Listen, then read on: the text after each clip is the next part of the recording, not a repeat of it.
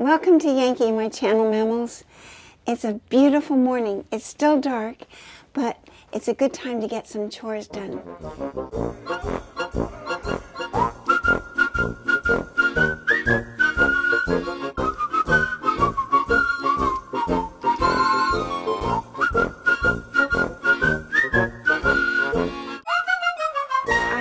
I wanted to show you today an invention that I came up with, and I'm very excited about it.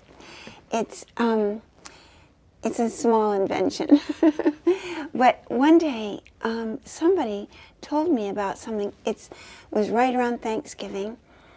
They told me about a thing called stovetop stuffing, and that people eat it all year round, and that they eat it even if they don't have something to stuff it into, like a bird. They just cook it up really quickly and eat it like a pasta or a rice. And all that it is little bits of bread dried with herbs, or yeah, I think mostly that. And so I started then noticing it in the grocery stores. I thought, where have I been all this time? For some reason, I never saw that before. So, and then out of the, I think our phones listen to us sometimes, because out of the blue, kind of a little video or something came up that showed putting stovetop dressing in a waffle iron, and then it becomes crispy. And I thought, ooh, that sounds delicious. And then I couldn't find it again. And then I noticed that we needed to make some pies, some savory pies, and I had made pastry already for them, but I hadn't quite rolled it out yet. So I tucked it into the freezer because I had this idea that I could make the pastry, or the casing for the pie, out of this stovetop dressing. So I started making some of these pies, pie shells, with pressing after I made the dressing. I just made my own way of making it.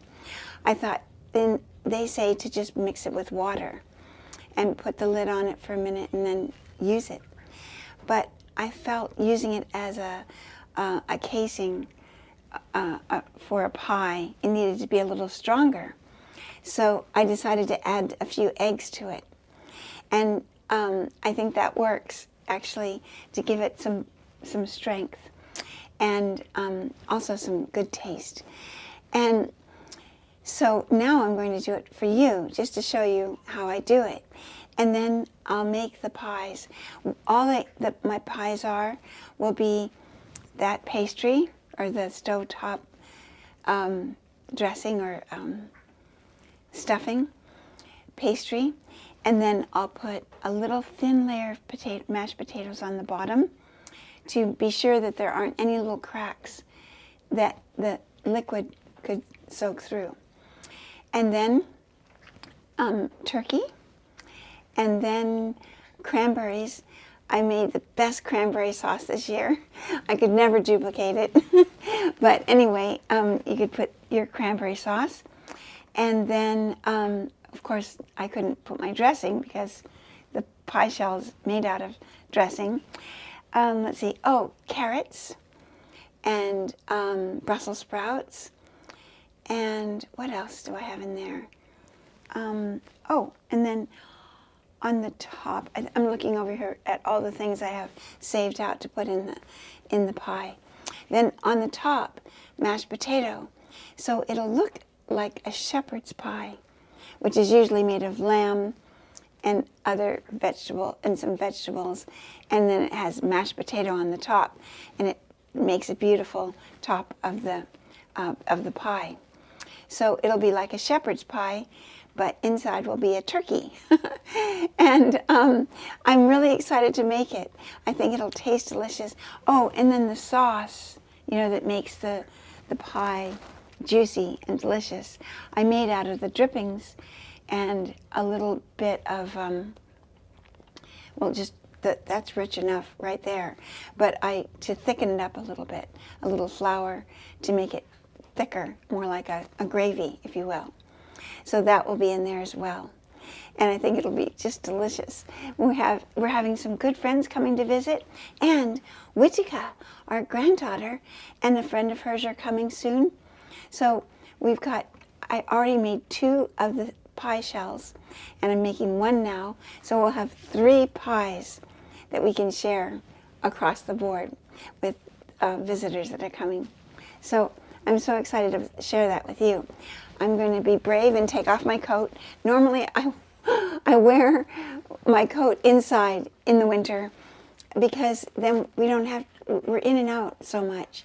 So we just wear our coats all the time.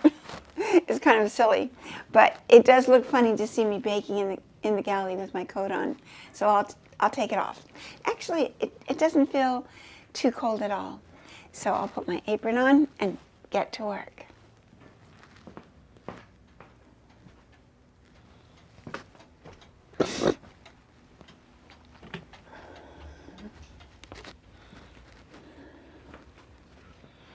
Oh, I was just thinking about something else I could tell you.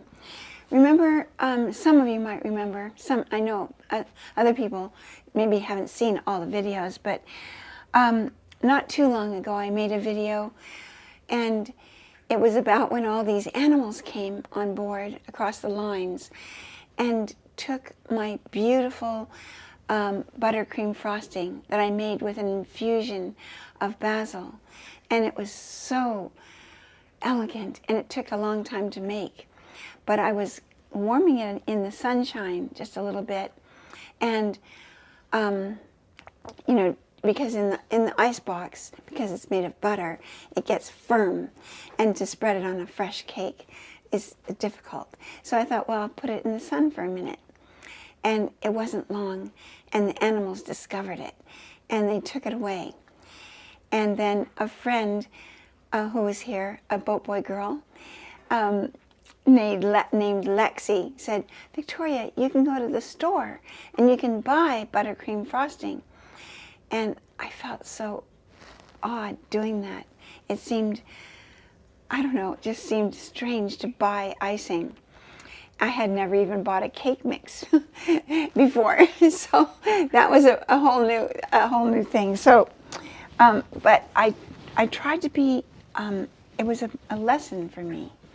I tried so much to let go of my pride and my rules of what is important, what isn't important, what's good, what's bad, and I think that we've gotten to be a lot like that as a world. Just too much rigidity in our thought. And I just thought I'd really love to let go of that and just be a child and let what comes and have a wonderful experience with it and just see what happens. So I went and I bought the icing and I tasted it on my way home, and it was so strong of sugar that it was too much, and it didn't taste very good to me. So I had just a few of the last basil leaves, and I chopped them up and to fine. And then I also had some lemon. So I mixed the lemon and the basil and put it into the icing, and that took the sweetness away, too much sweetness, and it gave it the most beautiful, soft, lofty, lovely color of green that you could barely, just the soft summer green in the fading of the summer. And it was wonderful. And I learned that lesson that we can take whatever comes our way and turn it to something special. We don't have to accept it the way it is, and we don't have to judge it to the point where we can't enjoy it. So it just opened my eyes to the true child in all of us. So when the stovetop dressing idea came along, I thought, I'm going to learn from my last lesson, and maybe I'll take my hat off. I don't need it on also. I can just be here with you, warm and cozy. But I just thought, well, I'll try it here with this idea. So that's what gave me this wonderful new inspiration, and the idea of invention just carrying right on into what comes to meet us each day. So that's my thoughts on that. Okay, I'm going to get some supplies together.